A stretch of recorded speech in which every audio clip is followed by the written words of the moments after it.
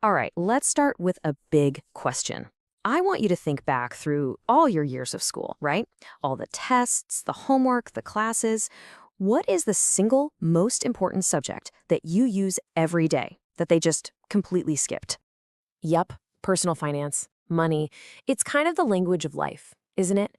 It dictates so many of our choices, our stress levels, our opportunities, our freedom.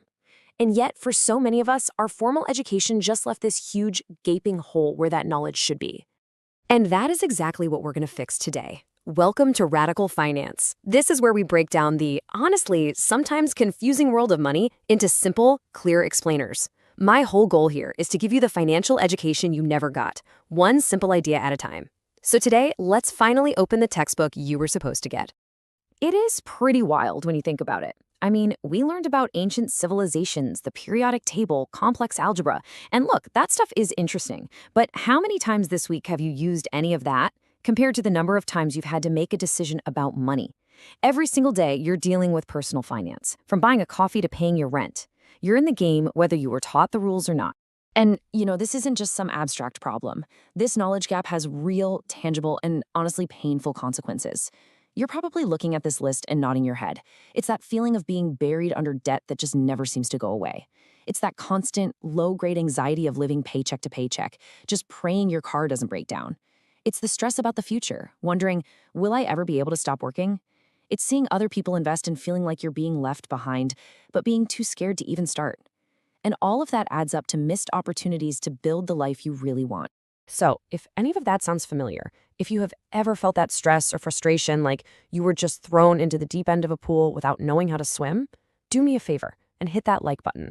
It just shows how many of us are in the same boat, figuring this stuff out together. Okay, so we've laid out the problem, but here's the good news, and it's really good news.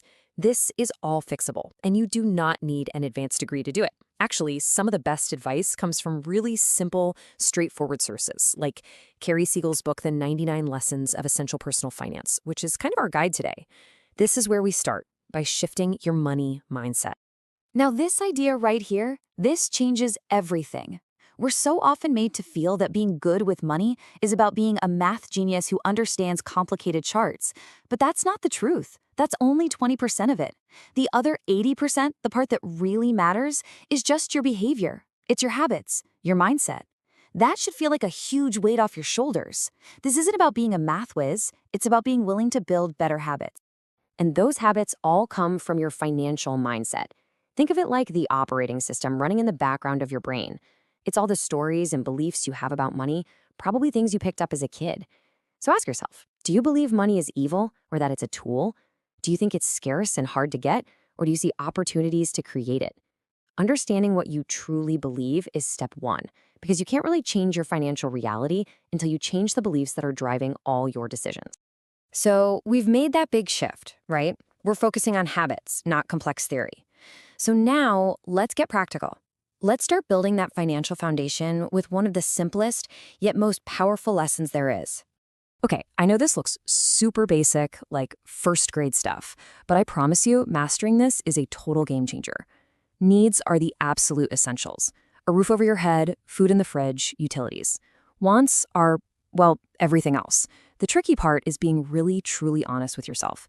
Basic transportation might be a need, but a brand new luxury car is a want. Groceries are a need, but ordering fancy takeout every night is a want. And yeah, that daily $6 coffee, that's a want. Getting crystal clear on this difference is how you take back control of your money. And look, the point here is not to say you can never have wants again. Not at all. It's about being conscious. It's about awareness. When you actually see where your money is going, you give yourself the power to make a different choice. That $6 coffee 5 times a week, that's over $1,500 a year. That's not a judgment. It's just math. And it shows you have $1,500 of power that you can choose to redirect from a short-term want to a long-term goal that will buy you real peace of mind, like an emergency fund. Speaking of which, let's talk about that. Let's make this real. Here are 3 incredibly simple steps to start building that financial safety net. First, open a savings account that is totally separate from your checking account. Give the money its own house so you're not tempted to spend it. Second, automate it. Set up a transfer for an amount so small you barely notice it. $10 a week, $50 a month, whatever. The consistency is way more important than the amount. And third, Set a super achievable first goal, $1,000. That's your first buffer between you and a financial panic. It's a massive psychological win. If these simple steps make that feel possible for you, go ahead and hit that like button. Okay, we've covered mindset, we've talked about a core tactic, but now we've reached the final lesson. And honestly, I think this might be the most important piece of wisdom in this entire explainer. This is the idea that pulls it all together and makes real change feel, well, not just possible, but inevitable. Just let that sink in for a minute, seriously. You do not have to do everything all at once. So much financial advice feels like you're trying to drink water from a fire hose, right? You hear you need a budget and an emergency fund and to invest and pay off debt, and it's just so overwhelming. And what do we do when we're overwhelmed? We shut down and do nothing. The secret is to give yourself permission to reject that overwhelm. The whole secret comes down to this number, 1. That's it. The key to making lasting, meaningful change in your financial life is to just pick one thing. Not 10 things, 1. You focus on that one thing, you master it, you make it a habit, and only then do you even think about moving on to the next one. Maybe your one thing is just tracking your spending for a week. Maybe that's making that one phone call to set up an automatic transfer. The power is in the focus. So I'm asking you right now, forget about the next 5 years. Just think about this week. What is the one single, totally manageable thing that you will start doing this week? It doesn't have to be a huge, life-altering change. It just has to be a start. And I really want you to share it. Drop a comment below and just declare it. Tell us what your one thing is going to be. Something powerful happens when you write it down and put it out there. And hey, while you're at it, if you feel comfortable, share a money lesson you had to learn the hard way. The comment section can become a goldmine where we can all learn from each other's journeys. If this breakdown helped you see things a little more clearly and you're ready to get the financial education that school forgot, make sure you're subscribed to Radical Finance. We drop new explainers just like this to help you take control of your money.